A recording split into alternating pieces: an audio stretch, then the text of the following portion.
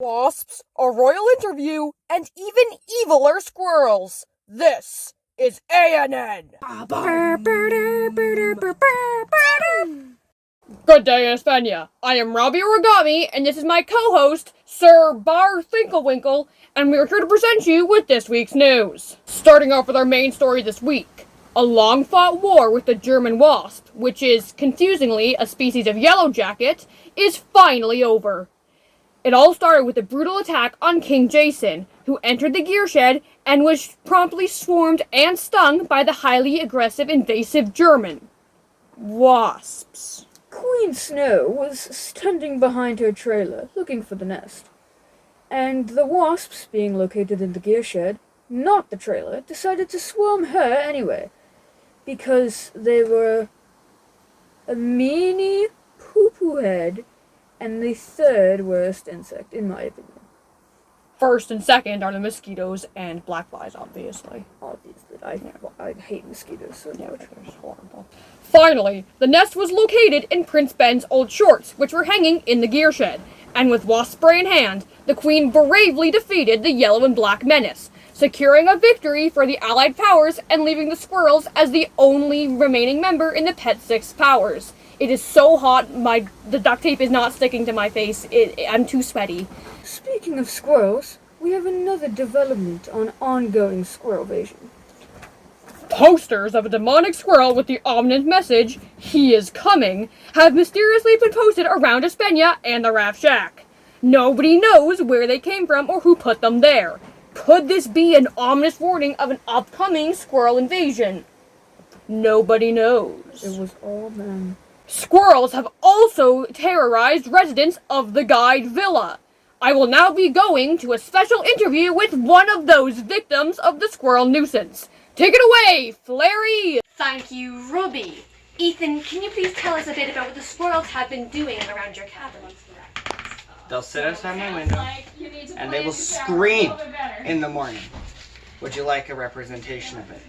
Oh, yes, that would be lovely. Every morning. And it doesn't help that the leader of their squirrel mafia doesn't know how to record a video. Pauline, what do you think of being called the leader of the squirrel mafia? I don't know such thing. But if there is a squirrel mafia, long live the squirrels! Die, Nathaniel, die! And Pauline, if we were to call you a squirrel traitor to Aspenia, would you agree? Traitor? No, I just work here. Even though you sound like I don't. I sound like nah! It's different. pretty close. And how would you respond to being accused of not being able to record videos? Rude. That's rude. Some of us are trying to. Some of us have thousands of mouths to feed. Okay, this one, squirrels. I didn't say that. She's gonna get our family. So you're feeding them my food? Is that what No, you're doing? no. Is that why Sarah's going hungry at night? I think I have to go. I have to I leave. ate my chicken. Bye. Bye, Pauline. Back to studio. Thank you, Flary. In our next story, Ethan and Xander have passed training and have now become canyon guides, joining Prince Lex, who was trained earlier this summer. Ethan has described himself as the coolest canyon guide ever, and is reportedly incredibly proud of himself, as he and Xander should be. We will now be going to wilderness survival tips with Ted Bear for survival. Take it away, Ted Bear! Thank you, Robbie. We are here today at the Aspen Brook with Ted Bear for survival. And how are you today, Brooke? And how does that make you feel? Are you at least still usable? Damn, that really sucks. Get it? Because it's damn, kind of. Okay, I'll back to studio. Thank you, Ted Bear. Moving on, Marquez Taylor and Earl Graham have arrived in Aspenia.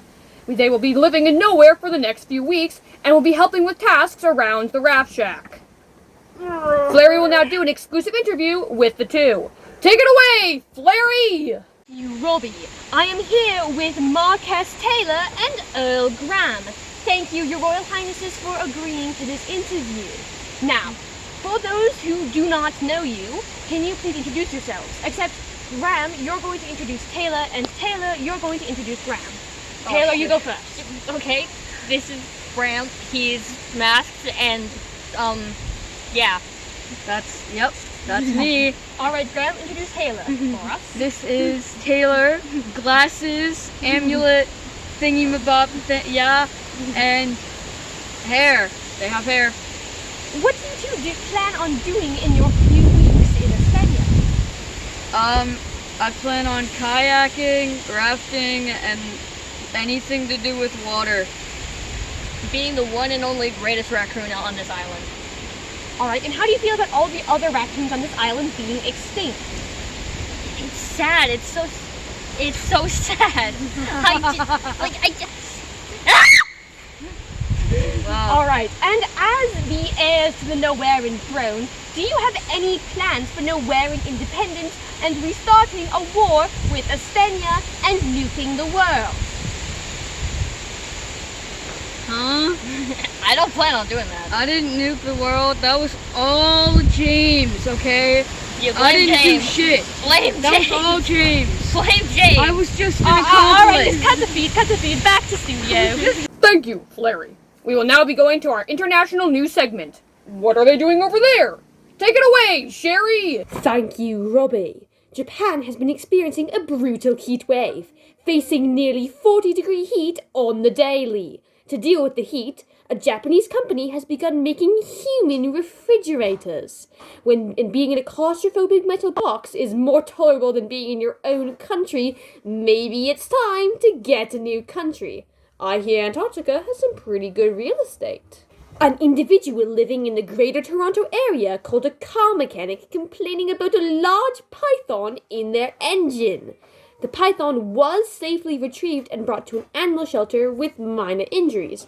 However, the mechanic was hysterical with rage when they learned of the incident. How could you abuse a python and a car at the same time? Luckily, he and the client made up and they let pythons be pythons. In our final news story for today, a Florida city has issued a warning to locals after repeated wild monkey sightings. They advise to keep a safe distance and to not interact. In an interview with a local, they stated, "Ooh, ooh, ah!" Those are all the international news stories this week. All other ones are made up by the alien shadow government trying to control you. ANN is the only good source of information, and you should do everything we tell you. Back to studio. Thank you, Sherry. On our next story, we have to give all of the Skittles to me. But no, bad. Fine. In our actual story, which I don't get any Skittles, there are a few of our citizens went to trivia night in the Terrace and weren't horrible. However, they still didn't win because somebody forgot their notebook. Wonder who that could be. You know who you are. You do. We will now be going to Gary with the weather. How's this week's forecast, Gary? Thank you, Robbie. The weather for this week is... Wait, Gary, I've just been informed about a government advisory about the heat. Weather is my job. Stay in your fucking lane, the newsman. Just do the weather. Of course. Sunday and Monday call for sunny weather with a high of 58 and a low of 13. As Robbie has said, these high temperatures have wanted an advisory from the government asking all citizens to remember to drink water, stay in the shade, wear a hat, and to use a sunscreen. So basically do everything that I am not currently doing. Tuesday for the rest of the week, call for overcast with a high of 52 and a low of 14. Back to you, Robbie! Thank you, Gary. In our final story for this week, there's been another successful run on the Humber River, solidifying it as a valid second location for rafting Newfoundland. That is all the news we have for this week. Thank you for tuning in, and we will see you next week on ANN!